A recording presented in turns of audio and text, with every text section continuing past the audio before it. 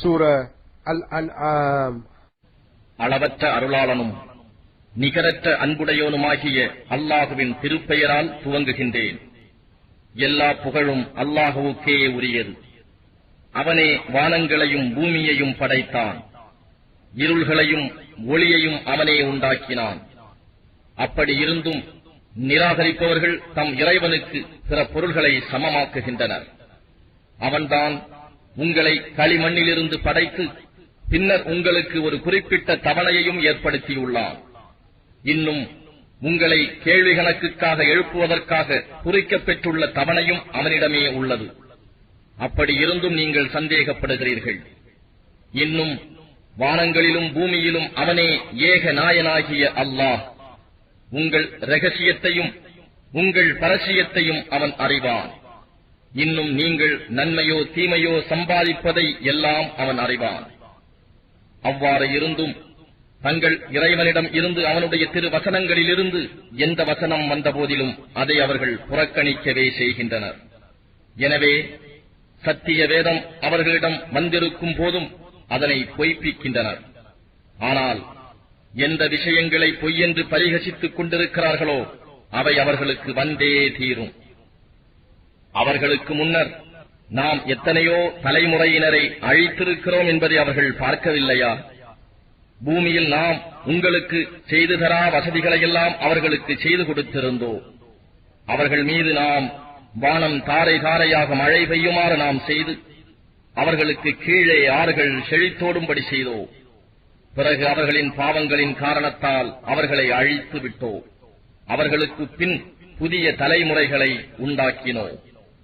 காகிதத்தில் எழுதப்பட்ட ஒரு வேதத்தையே நாம் உம்மீது இறக்கி வைத்து அதனை அவர்கள் தம் கைகளால் தொட்டு பார்த்த போதிலும் இது பகிரங்கமான சூன்யத்தை தவிர வேறு இல்லை என்று அந்நிராகரிப்போர் நிச்சயமாகச் சொல்லுவார்கள். இவர் உண்மையான தூதர் என்று சாட்சி கூற இவருக்காக ஒரு மலக்கு அனுப்பி வைக்கப்பட வேண்டாமா என அவர்கள் கூறுகின்றனர். அவ்வாறு நாம் ஒரு மலக்கை இறக்கி வைப்போமானால் அவர்களுடைய காரியம் முடிக்கப்பட்டிருக்கும். பிறகு அவர்களுக்கு சிறிதும் அவகாசம் கொடுக்கப்பட மாட்டாது.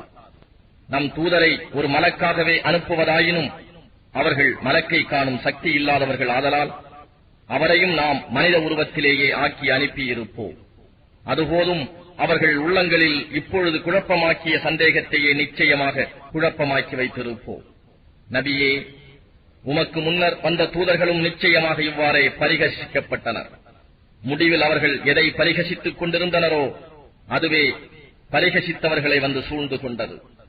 பூமியில் நீங்கள் சுற்றி வந்து அல்லாஹுவின் வசனங்களை பொய்ப்பித்தவர்களின் முடிவு என்ன ஆயிற்று என்பதை நீங்கள் கவனித்து பாருங்கள் என்று நபியே நீர் கூறுவீராக. வானங்களிலும் பூமியிலும் உள்ளவை யாருக்கு சொந்தம் என்று நபியே நீர் அவர்களை கேளும். அவர்கள் என்ன பதில் கூற முடியும்? எனவே எல்லாம் அல்லாஹுவுக்கே சொந்தம் என்று கூறுவீராக. அவன் தன் மீது கருணையை கடமையாக்கிக் கொண்டான்.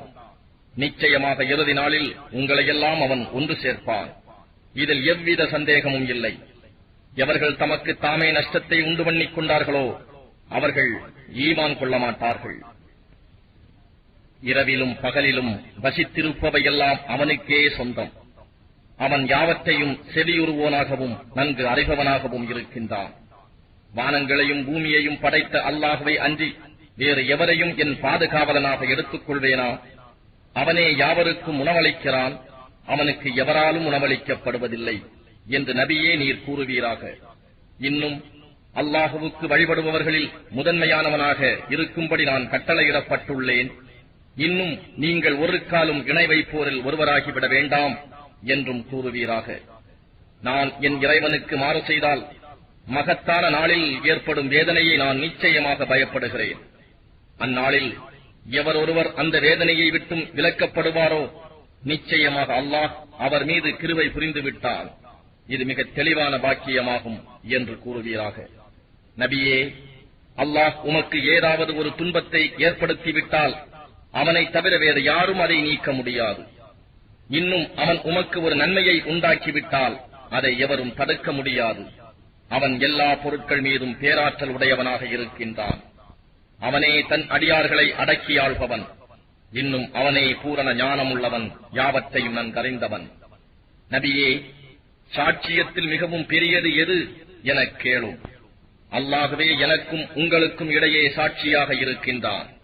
இந்த குர்ஆன் எனக்கு வஹியாக அருளப்பட்டுள்ளது. இதைக் கொண்டு உங்களையும் இதை அடைந்தவர்களையும் நான் அச்சமூட்டி எச்சரிப்பதற்காக. நிச்சயமாக வணக்கத்திற்கு உரிய வேறு தெய்வங்களும் அல்லாஹுடன் இருப்பதாக நீங்கள் சாட்சி கூற முடியுமா என்று அவரிடம் கேட்பீராக.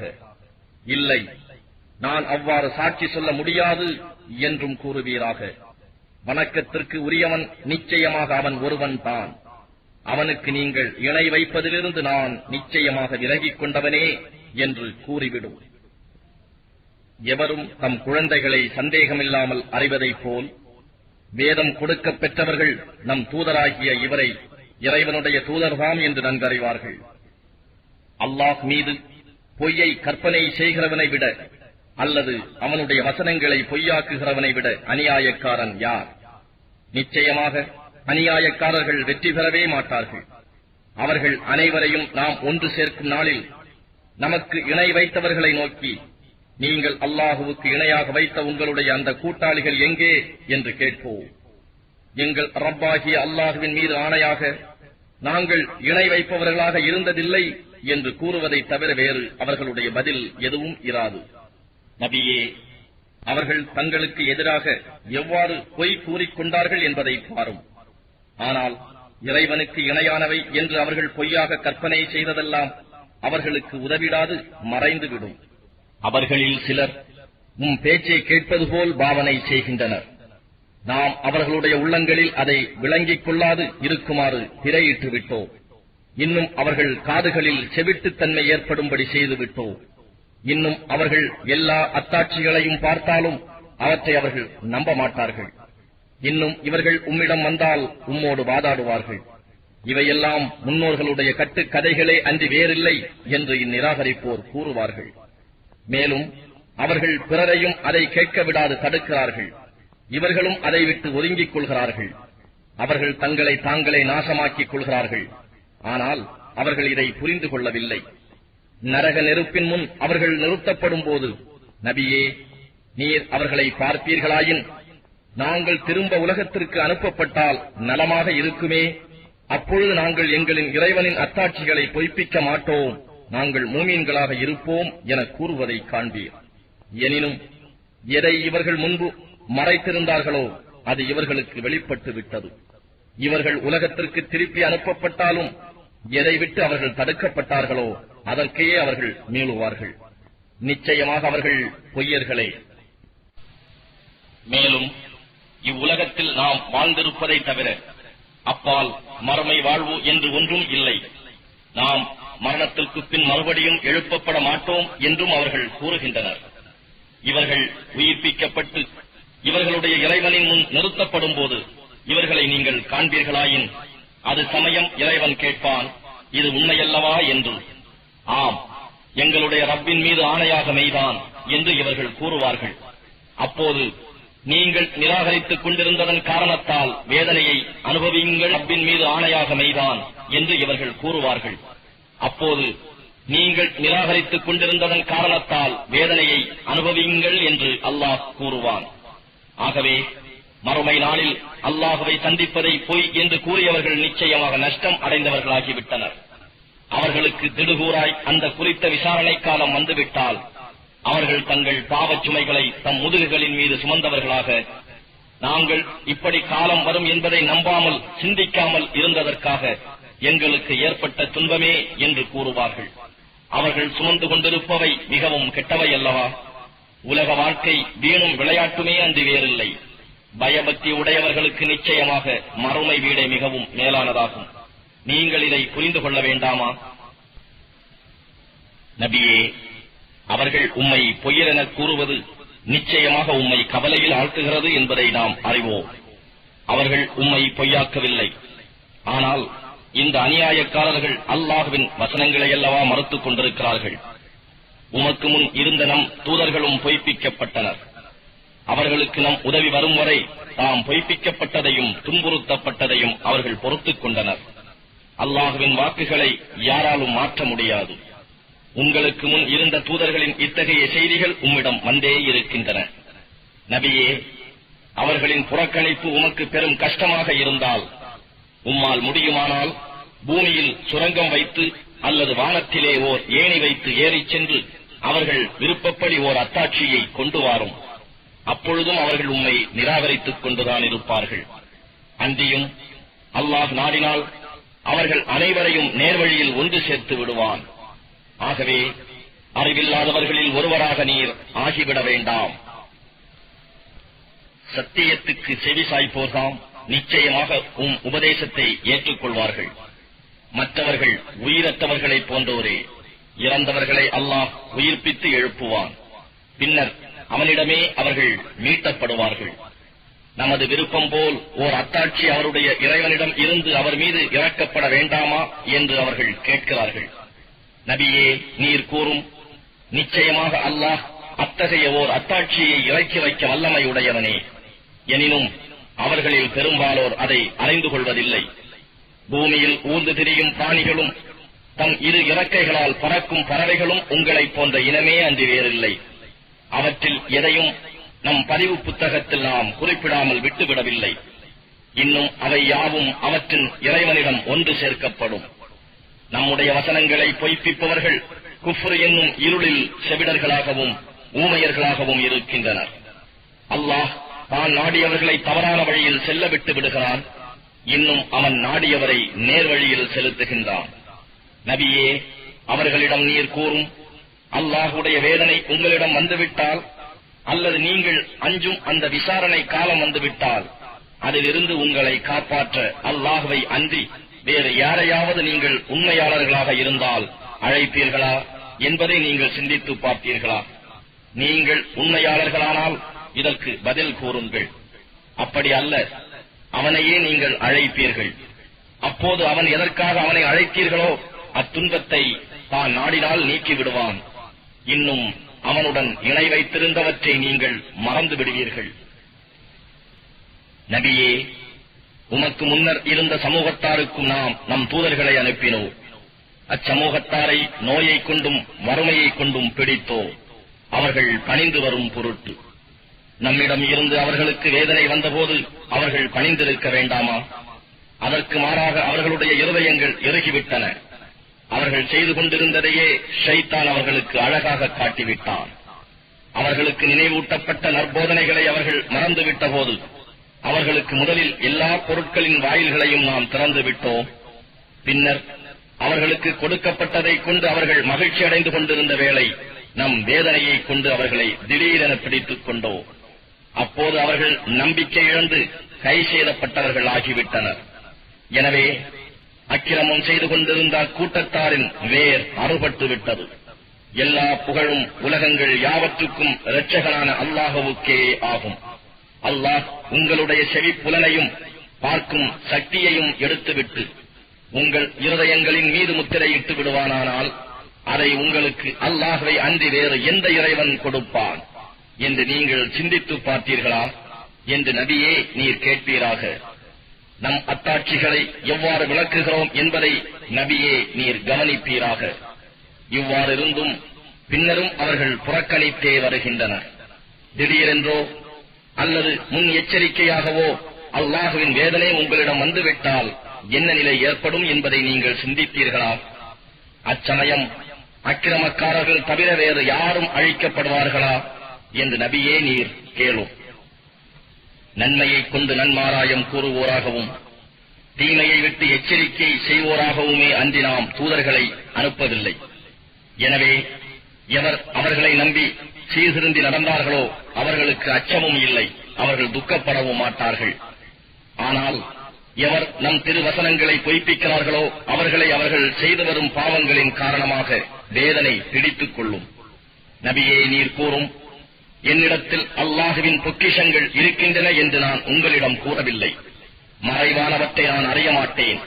நிச்சயமாக நான் ஒரு மலக்காக இருக்கின்றேன் என்றும் நான் உங்களிடம் சொல்லவில்லை. எனக்கு வஹியாக அறிவிக்கப்பட்டதை தவிர வேறு எதையும் நான் பின்பற்றவில்லை.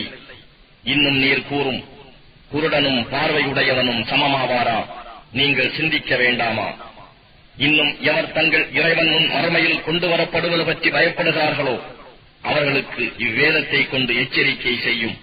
பாவத்திலிருந்து நீங்கி அவர்கள் பயபக்தி உடையோராகும் பொருட்டு.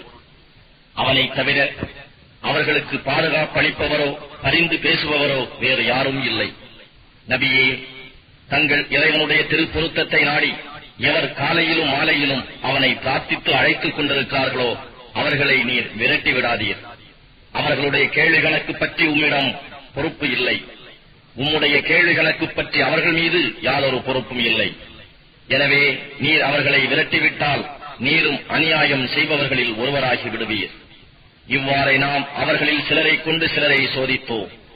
அப்பொழுது அவர்கள், எங்களில் இருந்து ஏழைகளாகிய இவர்கள் மீதா அல்லாஹ் அருள் புரிந்து விட்டான் என செல்வர்கள் முனைந்தனர். நன்றி அறிதல் உடையவர்களை அல்லாஹ் நன்கறிய மாட்டானா? நம் வசனங்களை நம்பியவர்கள் உம்மிடம் வந்தால், சலாமுன் அலைக்கும், உங்கள் மீது சாந்தியும் சமாதானமும் உண்டாவதாக என்று நபியே நீர் கூறும். உங்கள் இறைவன் கிருபை செய்வதை தன் மீது கடமையாக்கிக் கொண்டான். உங்களில் எவரேனும் அறியாமையினால் ஒரு தீமையை செய்துவிட்டு அதற்கு பின் பாவத்தை விட்டும் திரும்பி மனம் திருந்தி நடப்பாரானால் நிச்சயமாக அவன் அல்லாஹ் மன்னிப்பவனாகவும் மிக்க கருணை உடையவனாகவும் இருக்கின்றான். குற்றவாளிகளின் வழி இன்னதென்று சந்தேகம் இன்றி தெளிவாகுவதற்காக நாம் நம் வசனங்களை இவ்வாறு விவரிக்கின்றோம். நீங்கள் அல்லாஹ்வை அன்றி வேறு எவற்றை கடவுளாக அழைக்கின்றீர்களோ அவற்றை வணங்கக்கூடாது என்று நான் நிச்சயமாக தடுக்கப்பட்டுள்ளேன் என்று நபியே நீர் கூறுவீராக. உங்களுடைய மன இச்சைகளை நான் பின்பற்ற மாட்டேன். நான் அப்படி செய்தால் நிச்சயமாக நான் வழி தவறிவிடுவேன். மேலும் நான் நேர்வழி பெற்றவர்களிலும் இருக்க மாட்டேன் என்றும் நபியே நீர் கூறுவீராக. இன்னும் நீர் கூறும், நான் என்னுடைய ரப்பின் தெளிவான அத்தாட்சியின் மீதே இருக்கின்றேன். ஆனால் நீங்களோ அதை பொய்ப்பிக்கின்றீர்கள். நீங்கள் எதற்கு அவசரப்படுகின்றீர்களோ அவ்வேதனையானது என் அதிகாரத்தில் இல்லை. அதிகாரம் அனைத்தும் அல்லாஹ்விடமே அன்றி வேறில்லை. சத்தியத்தையே அவன் கூறுகின்றான். தீர்ப்பு வழங்குவோரில் அவனே மிகவும் மேலானவனாக இருக்கின்றான். நபியே நீர் கூறும், நீங்கள் எதற்கு அவசரப்படுகிறீர்களோ அது என் அதிகாரத்தில் இருந்திருக்குமானால் உங்களுக்கும் எனக்கும் இடையேயுள்ள விவகாரம் உடனே தீர்க்கப்பட்டே இருக்கும். மேலும் அல்லாஹ் அநியாயம் செய்வோரை நன்கு அறிந்தவனாக இருக்கின்றான். அவனிடமே மறைவானவற்றின் திறவுகோல்கள் இருக்கின்றன. அவற்றை அவனன்றி எவரும் அறியார். மேலும் கரையிலும் கடலிலும் உள்ளவற்றையெல்லாம் அவன் அறிவான். அவன் அறியாமல் ஓர் இலையும் உதிர்வதில்லை. பூமியின் ஆழத்தில் அடர்ந்த இருள்களின் கிடக்கும் சிறு வித்தும் பசுமையானதும் உலர்ந்ததும் எந்த பொருளும் தெளிவான அவனுடைய பதிவேட்டில் இல்லாமல் இல்லை. அவன் தான் இரவில் உங்களை மறித்தவர்கள் போல் இருக்கச் செய்கிறான். இன்னும் நீங்கள் பகலில் செய்தவற்றையெல்லாம் அறிகிறான். மீண்டும் உங்களை குறிப்பிட்ட தவணையை முடிப்பதற்காக பகலில் எழுப்புகிறான். பின்னர் உங்களுடைய இறுதி மீட்சி அவனிடமே இருக்கிறது. அப்பால் நீங்கள் இவ்வுலகில் செய்து கொண்டிருந்ததை அவன் உங்களுக்கு அறிவிப்பான். அவன் தன் அடியார்களை அடக்கி ஆளுபவனாக இருக்கின்றான். அன்றியும் உங்கள் மீது பாதுகாப்பாளர்களையும் ஏற்படுத்துகிறான். உங்களில் ஒருவருக்கு மரணம் வந்துவிடுமானால் நம் அமரர்கள் அவன் ஆத்மாவை எடுத்துக் கொள்கிறார்கள். அவர்கள் தம் கடமையில் தவறுவதில்லை. பின்னர் அவர்கள் தங்களின் உண்மையான பாதுகாவலனான அல்லாஹ்விடம் கொண்டு வரப்படுவார்கள். அப்போது தீர்ப்பு கூறும் அதிகாரம் அவனுக்கே உண்டு என்பதை அவர்கள் அறிந்து கொள்ளட்டும். அவன் கணக்கு வாங்குவதில் மிகவும் விரைவானவன். நபியே நீர் கூறும், நீங்கள் கரையிலும் கடலிலும் உள்ள இருள்களில் சிக்கி தவிக்கும் சமயத்தில் எங்களை இதைவிட்டு காப்பாற்றிவிட்டால் நிச்சயமாக நாங்கள் நன்றி செலுத்துவோரில் ஆகிவிடுவோம் என்று பணிவாகவும் மறைவாகவும் நீங்கள் பிரார்த்திக்கின்றீர்களே, அப்போது உங்களை காப்பாற்றுகிறவன் யார்? இதிலிருந்தும் இன்னும் மற்றெல்லா துன்பங்களிலிருந்தும் உங்களை காப்பாற்றுபவன் அல்லாஹ்வே. அப்படி இருந்தும் நீங்கள் அவனுக்கு இணை வைக்கின்றீர்களே என்று நபியே நீர் கூறும், உங்கள் தலைக்கு மேலிருந்தோ அல்லது உங்களுடைய கால்களுக்கு கீழிருந்தோ உங்களுக்கு துன்பம் ஏற்படும்படி செய்யவும் அல்லது உங்களை பல பிரிவுகளாக்கி உங்களில் சிலருடைய கொடுமையை அனுபவிக்கும்படி செய்யவும் அவன் ஆற்றல் உள்ளவனாக இருக்கின்றான். அவர்கள் விளங்கிக் கொள்வதற்காக நம் வசனங்களை எவ்வாறு பல வகைகளில் தெளிவாக்கி விவரிக்கின்றோம் என்பதை நபியே நீர் கவனிப்பீராக. நபியே, திருக்குர்ஆன் ஆகிய இது முற்றிலும் உண்மையாக இருந்தும் சமூகத்தார் இதை நிராகரிக்கின்றனர். எனவே நான் உங்கள் பொறுப்புகளை ஏற்றுக்கொள்பவன் அல்ல என்று நபியே நீர் கூறிவிடும். ஒவ்வொரு காரியத்திற்கும் ஒரு குறிப்பிட்ட காலம் உண்டு. அதனை சீக்கிரமே நீங்கள் அறிந்து கொள்வீர்கள். நபியே, நம் வசனங்களை பற்றி வீண்வாதம் செய்து கொண்டிருப்போரை நீங்கள் கண்டால் அவர்கள் அதை விட்டு வேறு விஷயங்களில் கவனம் செலுத்தும் வரையில் நீங்கள் அவர்களை புறக்கணித்துவிடும். இக்கட்டளையை விட்டு ஷைத்தான் உம்மை மறக்கும்படி செய்துவிட்டால் நினைவு வந்ததும் அந்த அநியாயக்கார கூட்டத்தினருடன் நீர் அமர்ந்திருக்க வேண்டாம். வீண் விவாதத்தில் ஈடுபட்டுக் கொண்டிருக்கும் அவர்களுடைய செய்திகளின் கணக்கில் பயபக்தி உடையவர்களுக்கு யாதொரு பொறுப்பும் இல்லை. எனினும் அவர்கள் பயபக்தி உடையவர்களாகும் பொருட்டு அவர்களுக்கு நல்லுபதேசம் செய்வது பொறுப்பாகும். நபியே, யார் தங்கள் மார்க்கத்தை விளையாட்டாகவும் வெறும் வேடிக்கையாகவும் எடுத்துக் கொண்டார்களோ, இன்னும் யாரை இவ்வுலக வாழ்க்கை ஏமாற்றிவிட்டதோ அவர்களை விட்டுவிடும். எனினும் அவர்களுக்கு ஒவ்வொரு ஆன்மாவும் தான் செய்த செயல்களின் காரணமாக ஆபத்தில் சிக்கிக் கொள்ளும் எனும் உண்மையை குர்ஆனை கொண்டு நினைவுறுத்தும். அந்த ஆத்மாவுக்கு அல்லாஹ்வை தவிர வேறு பாதுகாவலரோ பரிந்து பேசுபவரோ இல்லை. தாங்கள் செய்த பாவத்திற்கு ஈடாக தங்களால் இயன்ற அத்தனையும் கொடுத்தாலும் அது ஒப்புக்கொள்ளப்பட மாட்டாது. இவர்கள் தாங்கள் செய்த செய்கைகளாலேயே தங்களை நாசமாக்கிக் கொண்டார்கள். இவர்கள் நிராகரித்துக் கொண்டிருந்த காரணத்தால் இவர்களுக்கு கொதிக்கும் நீரும் துன்புறுத்தும் வேதனையும் உண்டு. நபியே, நீர் கூறும், நமக்கு யாதொரு நன்மையும் தீமையும் செய்ய இயலாத அல்லாஹ் அல்லாதவற்றையா நாம் அழைப்போம்? அல்லாஹ் நமக்கு நேர்வழி காட்டிய பின்னரும் நாம் வழி தவறி நம் பின்புறமே திரும்பி விடுவோமா?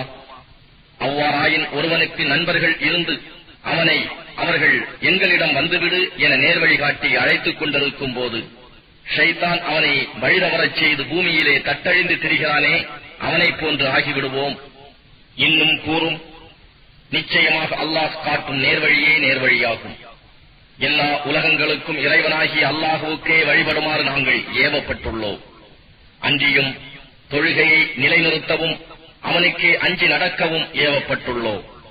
அவனிடம்தான் நீங்கள் ஒன்று சேர்க்கப்படுவீர்கள். அவன்தான் வானங்களையும் பூமியையும் உண்மையாகவே படைத்தான். அவன் ஆகுக என்று சொல்லும் நாளில் அது உடனே ஆகிவிடும். அவனுடைய வாக்கு உண்மையானது. எக்காலம் சூர் ஊதப்படும் நாளில் ஆட்சி அதிகாரம் அவனுடையதாகவே இருக்கும். அவன் மறைவானவற்றையும் பகிரங்கமானவற்றையும் அறிந்தவனாக இருக்கிறான். அவனே பூரண ஞானமுடையோன், யாவற்றையும் நன்கறிந்தோன். இப்ராஹிம் தம் தகப்பனார் ஆசரிடம், விக்கிரகங்களையா நீர் தெய்வங்களாக எடுத்துக் கொள்கிறீர்? நான் உம்மையும் உம் சமூகத்தாரையும் பகிரங்கமான வழிகேட்டில் இருப்பதை நிச்சயமாக பார்க்கிறேன் என்று கூறினார். அவர் உறுதியான நம்பிக்கை உடையவராய் ஆகும் பொருட்டு வானங்கள் பூமி இவற்றின் ஆட்சியை இவ்வாறு காண்பித்தோ. ஆகவே அவரை இருள் மூடிக்கொண்டபோது அவர் ஒரு நட்சத்திரத்தை பார்த்தார். இதுதான் என் இறைவன் என்று கூறினார். ஆனால் அது மறைந்தபோது அவர், நான் மறையக்கூடியவற்றை நேசிக்க மாட்டேன் என்று சொன்னார். பின்னர் சந்திரன் பிரகாசத்துடன் உதயமாவதைக் கண்டு அவர், இதுவே என் இறைவன் என்று கூறினார். ஆனால் அது மறைந்தபோது அவர், என் இறைவன் எனக்கு நேர்வழி காட்டவில்லையானால் நான் நிச்சயமாக வழி தவறியவர்கள் கூட்டத்தில் ஒருவனாக ஆகிவிடுவேன் என்று கூறினார். பின் சூரியன் மிக்க ஒளியுடன் உதயமாவதைக் கண்டபோது, இதுவே என் இறைவன், இது எல்லாவற்றிலும் பெரியது என்று அவர் கூறினார். அதுவும் அஸ்தமிக்கவே அவர், என் சமூகத்தாரே, நிச்சயமாக நீங்கள் ஆண்டவனுக்கு இணை வைக்கும் ஒவ்வொன்றையும் விட்டு நிச்சயமாக நான் விலகிவிட்டேன் என்று கூறினார். வானங்களையும் பூமியையும் படைத்தவன் பக்கமே நான் உறுதியாக என் முகத்தை திருப்பிக் கொண்டேன். நான் முஷ்ரிக்கானவனாக இணை வைப்போரில் ஒருவனாக இருக்க மாட்டேன் என்று கூறினார். அவருடன் அவருடைய கூட்டத்தார் விவாதித்தார்கள். அதற்கு அவர், அல்லாஹ்வை பற்றி விவாதிக்கவா நீங்கள் என்னிடம் வந்துள்ளீர்கள்? அவன் நிச்சயமாக நேர்வழி காட்டிவிட்டான். நீங்கள் அவனுக்கு இணையாக்குபவற்றை பற்றி நான் பயப்பட மாட்டேன். என் இறைவன் நாடினால் அன்றி எதுவும் நிகழ்ந்து விடாது. என் இறைவன் தன் ஞானத்தால் எல்லா பொருட்களையும் சூழ்ந்திருக்கின்றான். இதை நீங்கள் சிந்திக்க வேண்டாமா என்று கூறினார். உங்களுக்கு அவன் எந்த அத்தாட்சியும் இறக்கி வைக்காமல் இருக்கும் போது நீங்கள் அல்லாஹுவுக்கு இணை வைப்பது பற்றி பயப்படவில்லை. அப்படி இருக்க நீங்கள் அவனுக்கு இணை வைப்பவற்றுக்கு நான் எப்படி பயப்படுவேன்? நம் இரு பிரிவினரில் அச்சமின்றி இருக்க தகுதியுடையவர் யார்? நீங்கள் அறிந்தவர்களாக இருந்தால் கூறுங்கள் எனவும் கேட்டார். எவர் ஈமான் கொண்டு அதன் பின்னர் தம்முடைய ஈமானை அநீதியை கொண்டு களங்கப்படுத்தவில்லையோ அவர்களுக்கே அபயம் உண்டு. இன்னும் அவர்களே நேர்வழியை பெற்றுக் கொண்டவர்கள். இவை நம்முடைய ஆதாரங்களாகும். நாம் இவற்றை இப்ராஹீமுக்கு அவருடைய கூட்டத்திற்கு எதிராக கொடுத்தோம். நாம் விரும்புவோருடைய பதவிகளை மேலும் மேலும் உயர்த்துகிறோம். நிச்சயமாக உம்முடைய இறைவன் பூரண ஞானமும் பேரறிவும் உள்ளவன். நாம் அவருக்கு இஸ்ஹாக்கையும் யாக்கூபையும் சந்ததியாக கொடுத்து அருளினோம். இவர்கள் அனைவரையும் நாம் நேர்வழியில் செலுத்தினோம். இதற்கு முன்னர் நாம் நூஹையும் அவருடைய சந்ததியிலிருந்து தாவூது, சுலைமான், அய்யூப், யூசுப், மூசா, ஹாரூன் ஆகியோரையும் நேர்வழியில் செலுத்தினோம். இப்படியே நாம் நன்மை புரிவோருக்கு நற்கூலி வழங்குகிறோம். இன்னும் ஜகரியா, யஹ்யா, ஈசா, இல்யாஸ் இவர்கள் யாவரும் நேர்வழி சார்ந்த சாலிகானவர்களில் நின்றும் உள்ளவர்களே. இன்னும் இஸ்மாயில், அல் எசௌ, யூனுஸ், லூத் இவர்கள் யாவரையும் உலகத்தில் உள்ள அனைவரிலும் மேன்மையாக்கினோம்.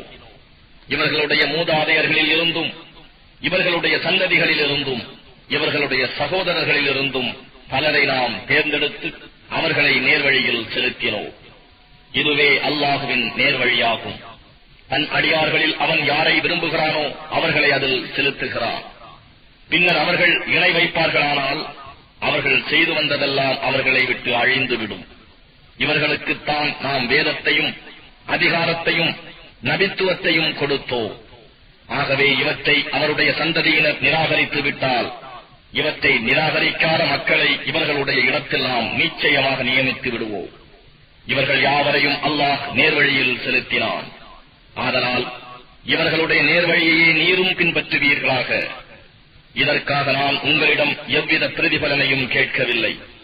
இது இக்குர்ஆன் உலக மக்கள் யாவருக்கும் நல் உபதேசமே அன்றி வேறில்லை என்றும் கூறுவீராக. இவர்கள் அல்லாஹுவின் மேன்மையை அறிய வேண்டிய முறையில் அறியவில்லை. ஏனெனில் அவர்கள் அல்லாஹ் எந்த ஒரு மனிதர் மீதும் எந்த வேதத்தையும் இறக்கவில்லை என்று கூறுகின்றனர். அவர்களிடத்தில் நீர் கூறும், பிரகாசமானதாகவும் மனிதர்களுக்கு வழிகாட்டியாகவும் மூசா கொண்டு வந்தாரே, அந்த வேதத்தை இறக்கியவர் யார்? அதனை நீங்கள் தனித்தனி ஏடுகளாக ஆக்கி அவற்றில் சிலவற்றை வெளிப்படுத்துகிறீர்கள், பெரும்பாலானவற்றை மறைத்தும் விடுகிறீர்கள். அவ்வேதத்தின் மூலமாகவே நீங்களும் உங்கள் மூதாதையர்களும் அறியாமல் இருந்தவையெல்லாம் கற்றுக் கொடுக்கப்பட்டீர்கள். நபியே, மேலும் நீர் கூறுவீராக, அல்லாஹ் தான் அதை இறக்கி வைத்தான். பின்பு அவர்களை தம் வீணான தர்க்கத்தில் விளையாடிக் கொண்டிருக்குமாறு விட்டு விடுவீராக. இந்த வேதம் நல்லாசிகளை கொண்டு வருவதாகவும் இதற்கு முன் வந்த வேதங்களை மெய்ப்படுத்துவதாகவும் நாம் இறக்கி வைத்துள்ளோம். இதைக் கொண்டு நீர் நகரங்களின் தாயாகிய மக்காவில் உள்ளவர்களையும் அதனை சுற்றி உள்ளவர்களையும் எச்சரிக்கை செய்வீர். எவர்கள் மறுமையை நம்புகிறார்களோ அவர்கள் இதை நம்புவார்கள். இன்னும் அவர்கள் தொழுகையை நியமமாக நிறைவேற்றி பேணி காப்பதில் நிலையாக இருப்பார்கள். அல்லாஹுவின் பொய் கற்பனை செய்பவன் அல்லது வஹியின் மூலம் தனக்கு ஒன்றுமே அறிவிக்கப்படாமல் இருக்க எனக்கு வஹி வந்தது என்று கூறுபவன், அல்லது அல்லாஹ் இறக்கி வைத்த இவ்வேதத்தை போல் நானும் இறக்கி வைப்பேன் என்று கூறுபவன் ஆகிய இவர்களை விட பெரிய அநியாயக்காரன் யார் இருக்க முடியும்? இந்த அநியாயக்காரர்கள் மரண வேதனையில் இருக்கும் போது நீங்கள் அவர்களை பார்த்தால் மலக்குகள் தம் கைகளை நீட்டி இவர்களிடம், உங்களுடைய உயிர்களை வெளியேற்றுங்கள், இன்றைய தினம் நீங்கள் இழிவு தரும் வேதனையை கூலியாக கொடுக்கப்படுவீர்கள், ஏனெனில் நீங்கள் உண்மையல்லாததை அல்லாஹுவின் மீது கூறிக்கொண்டிருந்தீர்கள். இன்னும் அவனுடைய வசனங்களை நம்பாது நிராகரித்து பெருமையடித்துக் கொண்டிருந்தீர்கள் என்று கூறுவதை நீர் காண்பீர். அன்றியும் மறுமையில் அல்லாஹ் இவர்களை நோக்கி, நாம் உங்களை முதல் முறையாக படைத்தோமே, அதுபோன்று நீங்கள் தனியே எதுவும் இல்லாமல் தனியே என்னிடம் வந்துவிட்டீர்கள். இன்னும் நாம் உங்களுக்கு அளித்தவற்றையெல்லாம் உங்கள் முதுகுகளுக்கு விட்டுவிட்டீர்கள். எவர்களை நீங்கள் உங்களுடைய கூட்டாளிகள் என்று எண்ணிக்கொண்டிருந்தீர்களோ, உங்களுக்கு பரிந்து பேசுவார்கள் என்று எண்ணிக்கொண்டிருந்தீர்களோ, அவர்களை நாம் உங்களுடன் இருப்பதை காணவில்லை. உங்களுக்கிடையே இருந்த தொடர்புகள் அறந்துவிட்டது. உங்களுடைய நம்பிக்கைகள் எல்லாம் தவறிவிட்டன என்று கூறுவான். அல்லாஹ்தான் வித்துகளையும் கொட்டைகளையும் வெடித்து முளைக்கச் செய்கிறான். இறந்தவற்றிலிருந்து உயிருள்ளவற்றையும் உயிருள்ளவற்றிலிருந்து இறந்தவற்றையும் அவனே வெளிப்படுத்துகிறான். அவனே அல்லாஹ். எனவே நீங்கள் அவனை விட்டு தப்பி எங்கே விரண்டோடுவீர்கள்? அவனே பொழுது விடியச் செய்பவன். நீங்கள் களைப்பாறை அமைதி பெற அவனே இரவையும் உண்டாக்கினார். காலக்கணக்கை அறிவதற்காக சூரியனையும் சந்திரனையும் உண்டாக்கினார். இவையாவும் வல்லமையில் மிகைத்தோனும் எல்லாம் அறிந்தோனுமாகிய இறைவனின் ஏற்பாடாகும். அவனே உங்களுக்காக நட்சத்திரங்களை உண்டாக்கினான். அவற்றை கொண்டு நீங்கள் கரையிலும் கடலிலும் உள்ள இருள்களில் நீங்கள் வழியறிந்து செல்கிறீர்கள். அறையக்கூடிய மக்களுக்கு நிச்சயமாக நம் வசனங்களை இவ்வாறு விவரிக்கின்றோம். உங்கள் அனைவரையும் ஒரே ஆத்மாவிலிருந்து உண்டாக்கி பின் உங்கள் தந்தையிடம் தங்க வைத்து பின்னர் கர்ப்பத்தில் ஒப்படைப்பவனும் அவனே.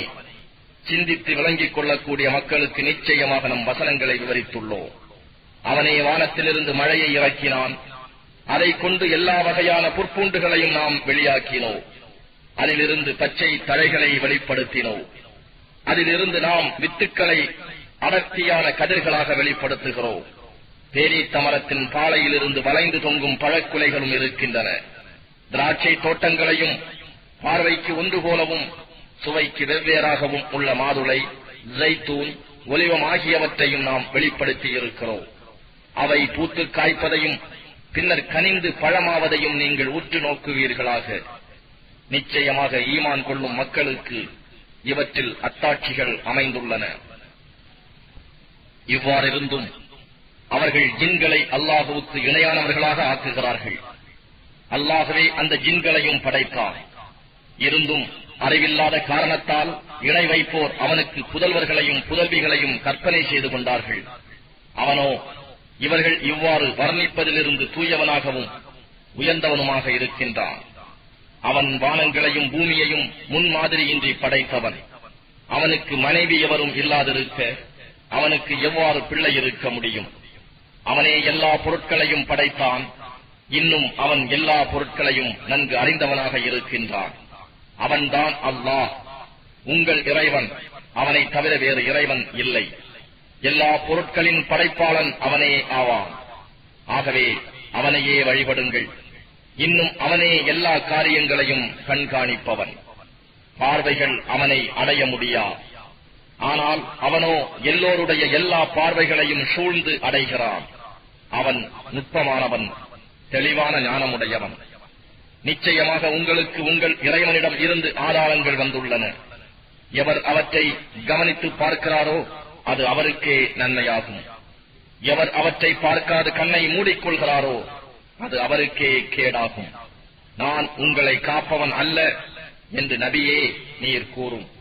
நீர் எங்களுக்கு நன்றாக ஓதி காண்பித்தீர் என்று அவர்கள் கூறுவதற்காகவும் அறையக்கூடிய மக்களுக்கு நாம் இதனை தெளிவாக்குவதற்காகவும் இவ்வாறு நம் அத்தாட்சிகளை நாம் பலவாறாக விளக்குகிறோம்.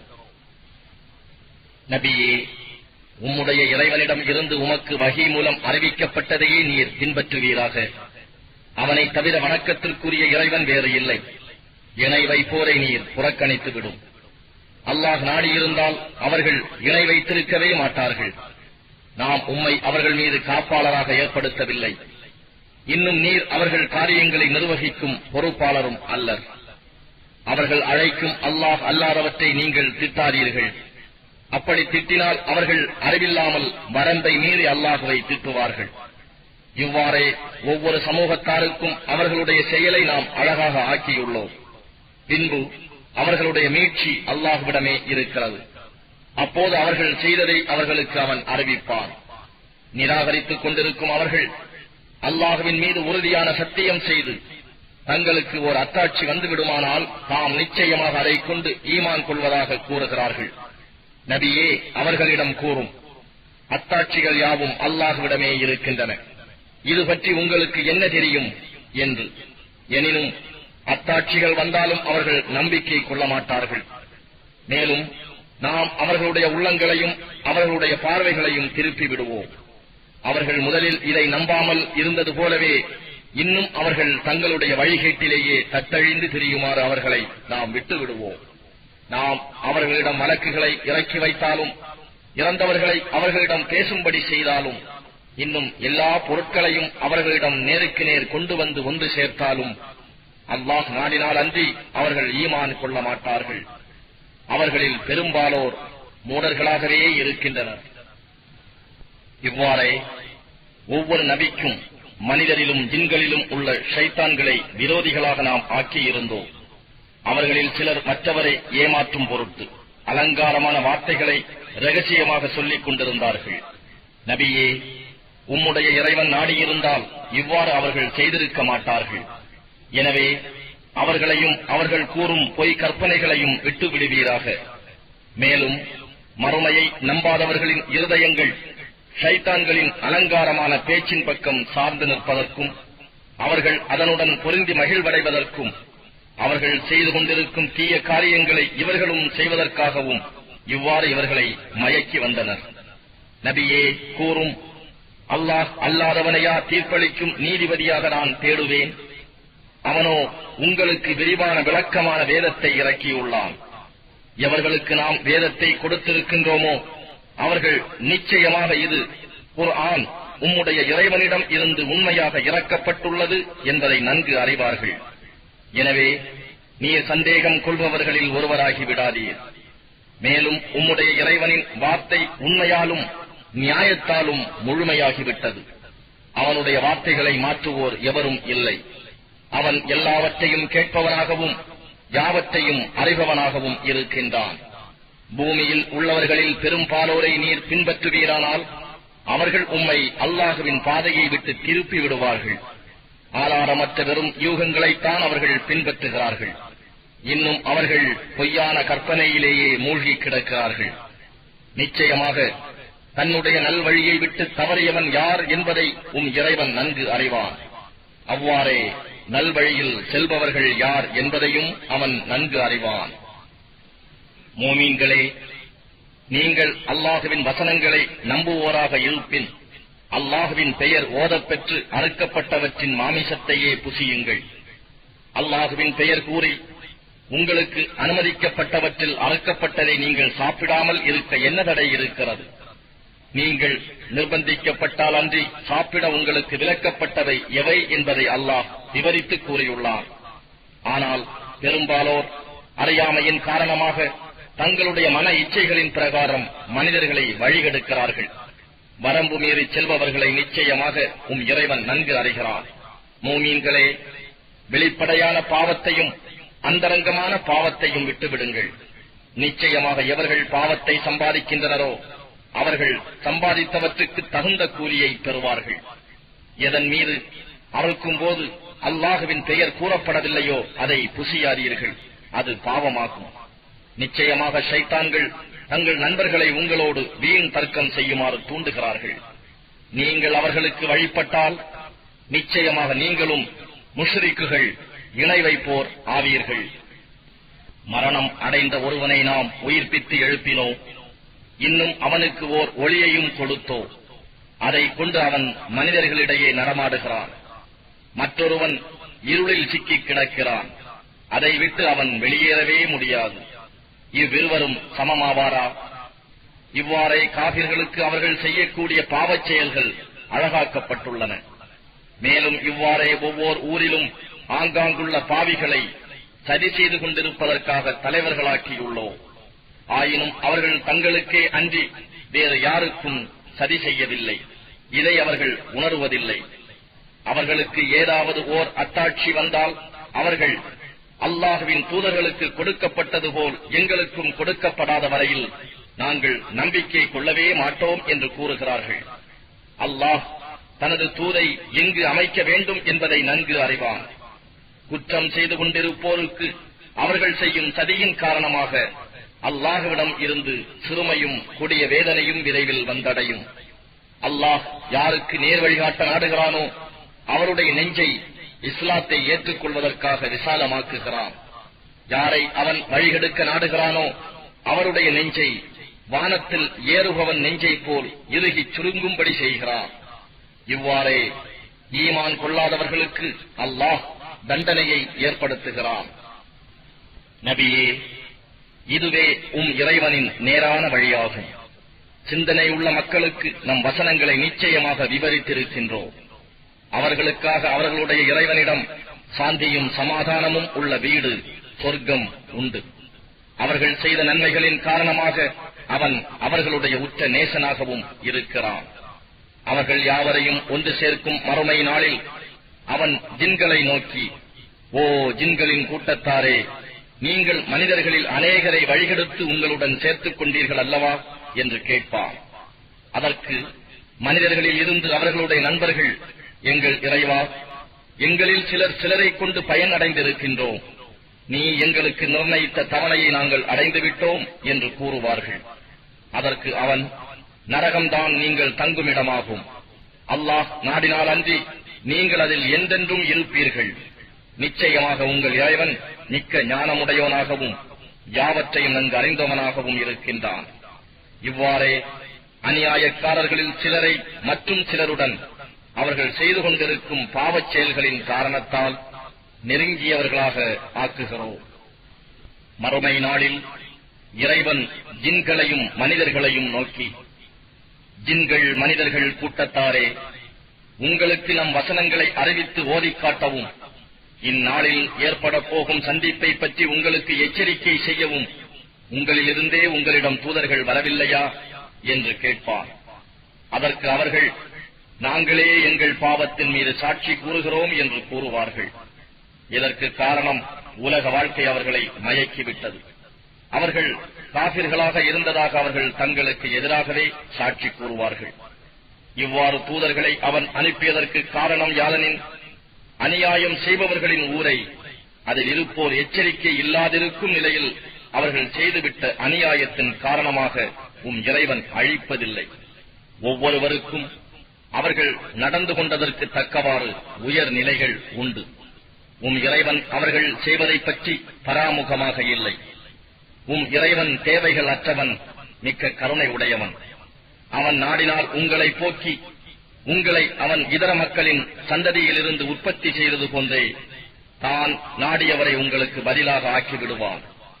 நிச்சயமாக உங்களுக்கு வாக்களிக்கப்பட்ட கியாமத் வந்துவிடும். அதை நீங்கள் தடுத்துவிட முடியாது. நபியே கூறும், என்னுடைய கூட்டத்தாரே, நீங்கள் உங்கள் நிலைமைக்கு ஒப்ப காரியங்களை செய்து கொண்டிருங்கள். நானும் காரியங்கள் செய்து கொண்டிருப்பவனே. அப்பால் இவ்வுலகத்தின் இறுதி முடிவு யாருக்கு நலமாக இருக்கும் என்பதை நீங்கள் அறிந்து கொள்வீர்கள். நிச்சயமாக அநியாயக்காரர்கள் வெற்றி பெற மாட்டார்கள். அல்லாஹ் உண்டாக்கிய விளைச்சலில் இருந்தும் கால்நடைகளில் இருந்தும் அல்லாஹுவுக்கு என ஒரு பாகத்தை ஏற்படுத்தினார்கள். இன்னும் அவர்களின் எண்ணப்படி இது அல்லாஹுவுக்கு என்றும் இது எங்களுடைய இணை தெய்வங்களுக்கு என்றும் சொல்கிறார்கள். அவர்கள் தங்கள் தெய்வங்களுக்கு என்று குறிப்பிட்ட பாகத்தில் எதுவும் அல்லாஹுவுக்கு சேர்வதில்லை. அல்லாஹுவுக்கு ஆகியிருப்பது அவர்கள் தெய்வங்களுக்கு சேரும் என்றும் சொல்கிறார்கள். அவர்கள் செய்யும் இம்முடிவு மிகவும் கெட்டதாகும். இவ்வாறே இணை வைப்போரில் பெரும்பாலோருக்கு அவர்களுடைய குழந்தைகளையே கொலை செய்வதை அவர்களுடைய தெய்வங்கள் அழகாக்கி வைத்துள்ளன. அவர்களை நாசப்படுத்தி அவர்களுடைய மார்க்கத்தையும் குழப்பத்திலாக்கிவிட்டன. அல்லாஹ் நாடியிருந்தால் அவர்கள் அப்படி செய்திருக்க மாட்டார்கள். எனவே நபியே, நீர் அவர்களையும் அவர்களுடைய பொய்யான கூற்றுகளையும் விட்டு விலகி விடுவீராக. இன்னும் அவர்கள் தம் கால்நடைகளை குறிப்பிட்டு ஆடு, மாடு, ஒட்டகம், விவசாயத்தில் காணும் இந்த விளைச்சல் ஆகியவற்றை நாம் விரும்புபவர்களை தவிர வேறு யாரும் புசிப்பது தடுக்கப்பட்டுள்ளது என்று கூறுகின்றனர்.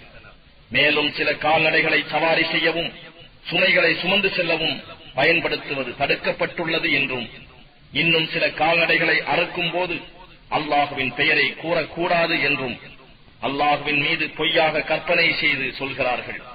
அல்லாஹ் அவர்களுடைய பொய் கூற்றுக்களுக்காக அவர்களுக்கு கூலி கொடுப்பார்.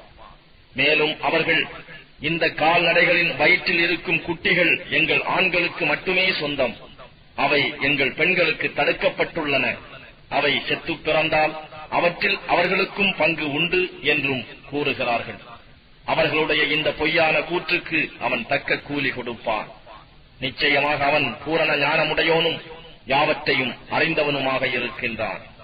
எவர்கள் அறிவில்லாமல் மூடத்தனமாக தம் குழந்தைகளை கொலை செய்தார்களோ, இன்னும் தங்களுக்கு அல்லாஹ் உண்ண அனுமதித்திருந்ததை அல்லாஹ்வின் மீது பொய் கூறி ஆகாது என்று தடுத்துக் கொண்டார்களோ, அவர்கள் நிச்சயமாக நஷ்டமடைந்து விட்டார்கள். அவர்கள் தீய வழியில் சென்று விட்டனர், ஒரு நேர்வழியில் நடப்பவர்களாக இல்லை. பந்தல்களில் படரவிடப்பட்ட கொடிகளும் படரவிடப்படா செடிகளும் பேரீத்த மரங்களும் உள்ள சோலைகளையும் புசிக்கத்தக்க விதவிதமான காய் கறி தானியங்களையும் ஒன்றுபோலும் வெவ்வேறாகவும் தோற்றமளிக்கும் ஜெய்தூன், ஒலிவம், மாதுளை ஆகியவற்றையும் அவனே படைத்தான். ஆகவே அவை பலனளித்தால் அவற்றின் பலனில் இருந்து புசியுங்கள். அவற்றை அறுவடை செய்யும் காலத்தில் அதற்குரிய கடமையான பாகத்தை கொடுத்து விடுங்கள். வீண் விரயம் செய்யாதீர்கள். நிச்சயமாக அவன் அல்லாஹ் வீண் விரயம் செய்பவர்களை நேசிப்பதில்லை. இன்னும் கால்நடைகளில் சில சுமை சுமப்பதற்கும் சில உணவுக்காகவும் உள்ளன. அல்லாஹ் உங்களுக்கு அளித்ததிலிருந்து உண்ணுங்கள். நீங்கள் ஷைத்தானின் அடிச்சுவடுகளை பின்பற்றாதீர்கள். நிச்சயமாக அவன் உங்களுக்கு பகிரங்கமான பகைவனாவான். நபியே, அம்மக்களிடம் கால்நடைகளில் 8 வகைகள் உள்ளன. செம்மறியாட்டில் ஆண் பெண் 2 வகை, வெள்ளாட்டில் ஆண் பெண் 2 வகை. அவன் அல்லாஹ் ஆண் 2ஐயும் ஹராமாக்கி விட்டானா, அல்லது பெட்டை 2ஐயும் ஹராமாக்கி விட்டானா, அல்லது அவ் 2 வகைகளிலும் உள்ள பெண்களின் கர்ப்பங்களில் உள்ளவற்றையா அவன் தடுத்திருக்கின்றான்? நீங்கள் உண்மை கூறுபவர்களாக இருந்தால் இதனை ஆதாரத்துடன் எனக்கு அறிவியுங்கள் என்று கேட்பீராக. இன்னும் ஒட்டகையில் ஆண் பெண் 2 வகை, மாட்டிலும் பசு காளை 2 வகை உண்டு. இவ்2 வகையில் உள்ள ஆண்களையா அல்லது பெட்டைகளையா, அல்லது இவ்2 வகையில் உள்ள பெட்டைகளின் கர்ப்பங்களில் உள்ளவற்றையா இறைவன் தடுத்திருக்கின்றான்? இவ்வாறு அல்லாஹ் கட்டளையிட்டதாக கூறுகிறீர்களே, அச்சமயம் நீங்கள் சாட்சியாக இருந்தீர்களா என்றும் நபியே நீர் கேளும். மக்களை வழிகெடுப்பதற்காக அறிவில்லாமல் அல்லாஹுவின் மீது பொய் கற்பனை செய்பவனை விட அதிக அநியாயக்காரன் யார்? நிச்சயமாக அல்லாஹ் இத்தகைய அநியாயக்கார கூட்டத்தினருக்கு நேர்வழி காட்ட மாட்டான். நபியே, நீர் கூறும், உண்பவர்கள் புசிக்கக்கூடியவற்றில் எதுவும் தடுக்கப்பட்டதாக எனக்கு வஹி மூலம் அறிவிக்கப்பட்டதில் நான் காணவில்லை. தானாக இறந்த பிராணியாகவோ, வடியும் இரத்தமாகவோ, பன்றியின் மாமிசமாகவோ இருந்தால் அன்றி இவையெல்லாம் தடுக்கப்பட்டுள்ளன. ஏனெனில் இவை நிச்சயமாக அசுத்தமாக இருக்கின்றன. அல்லது அல்லாஹ் அல்லாதவற்றின் பெயர் சொல்லி அறுக்கப்பட்ட பிராணிகளில் இருந்தாலன்றி அதுவும் தடுக்கப்பட்டுள்ளது. ஆனால் எவரேனும் நிர்பந்திக்கப்பட்டு வரம்பை மீறாமலும் பாவம் செய்ய நினைக்காமலும் புசித்துவிட்டால் அவர் மீது குற்றமாகாது. ஏனெனில் நிச்சயமாக உங்கள் இறைவன் மிக்க மன்னிப்போனாகவும் பெருங்கருணை உடையோனாகவும் இருக்கின்றான். நகத்தை உடைய அனைத்தையும் யூதர்களுக்கு நாம் ஹராமாக்கி இருந்தோம். ஆடு, மாடு ஆகியவற்றில் அவற்றின் முதுகுகளிலோ அல்லது வயிறுகளிலோ அல்லது எலும்புகளுடன் கலந்தோ இருக்கும் கொழுப்பை தவிர மற்ற அவற்றின் கொழுப்பையும் ஹராமாக்கினோம். அவர்கள் வேண்டும் என்றே மாறு செய்ததற்கு கூலி கொடுத்தோம். நிச்சயமாக நாம் தான் மெய் கூறுகிறோம். நபியே, இவர்கள் உம்மை பொய்ப்பிப்பார்களானால் உங்களுடைய இறைவன் விசாலமான கருணை உடையவன்தான். எனினும் குற்றம் செய்த கூட்டத்தாரை விட்டு அவன் தண்டனை தடுக்கப்பட மாட்டாது. அல்லாஹுவுக்கு இணை வைக்கும் முஷ்ரிக்குகள் அல்லாஹ் நாடியிருந்தால் நாங்களும் எங்கள் மூதாதையர்களும் இணை வைத்திருக்க மாட்டோம்.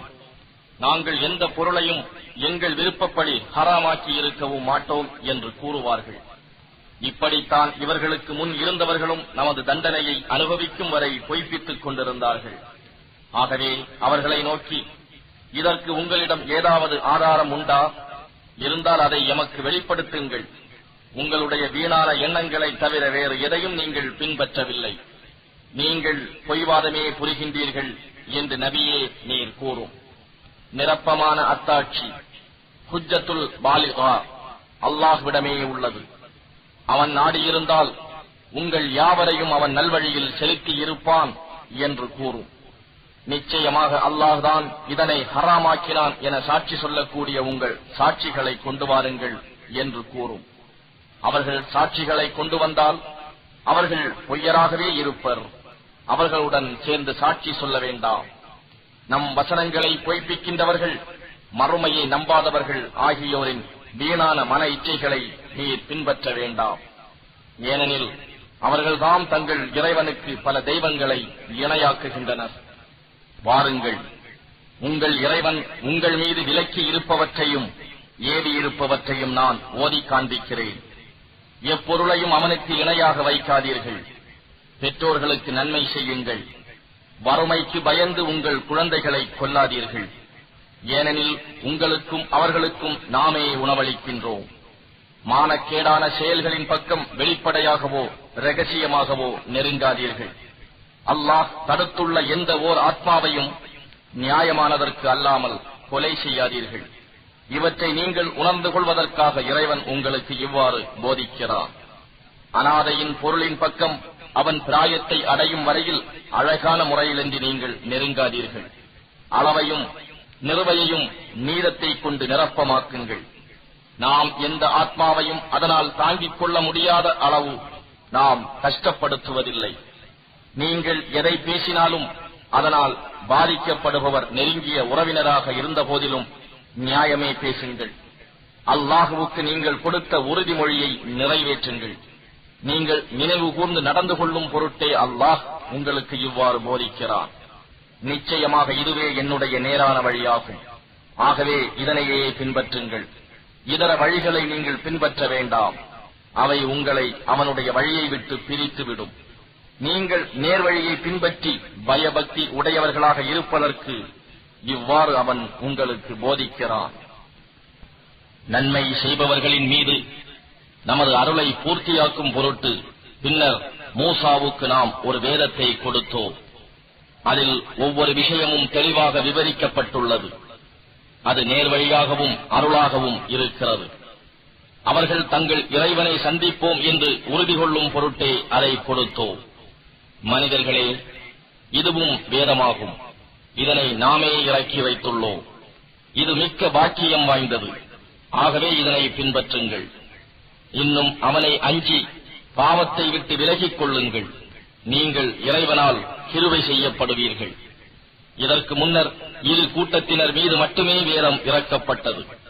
ஆகவே நாங்கள் அதனை படிக்கவும் கேட்கவும் முடியாமல் பராமுகமாகிவிட்டோம் என்று நீங்கள் கூறாதிருக்கவும், அல்லது மெய்யாகவே எங்கள் மீது ஒரு வேதம் அருளப்பட்டிருந்தால் நிச்சயமாக நாங்கள் அவர்களை விட மிக்க நேர்மையாக நடந்திருப்போம் என்று நீங்கள் கூறாதிருக்கும் பொருட்டும் இவ்வேதத்தை அருளினோம்.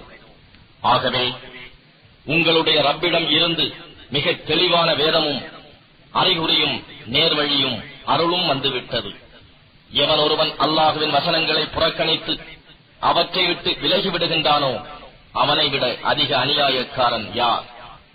நம்முடைய வசனங்களை விட்டு விலகிக் கொள்கிறவர்களுக்கு அவர்கள் விலகிக் கொண்ட காரணத்தால் கொடிய வேதனையை கூலியாக கொடுப்போம். மலக்குகள் அவர்களிடம் நேரில் வருவதையோ, அல்லது இறைவனே அவர்களிடம் வருவதையோ, அல்லது இறைவனின் அத்தாட்சிகளில் சில வருவதையோ அன்றி வேறெதனையும் அவர்கள் எதிர்பார்க்கின்றனரா? உம்முடைய இறைவனின் அத்தாட்சிகளில் சில வரும் அந்நாளில் இதற்கு முன்னால் நம்பிக்கை கொள்ளாமலும் யாதொரு நன்மையையும் சம்பாதிக்காமலும் இருந்துவிட்டு அந்நாளில் அவர்கள் கொள்ளும் நம்பிக்கை எவ்வித பலனையும் அவர்களுக்கு அளிக்காது. ஆகவே அவர்களை நோக்கி, அந்த அத்தாட்சிகளை நீங்களும் எதிர்பாருங்கள், நாமும் எதிர்பார்க்கிறோம் என்று நபியே நீர் கூறும்.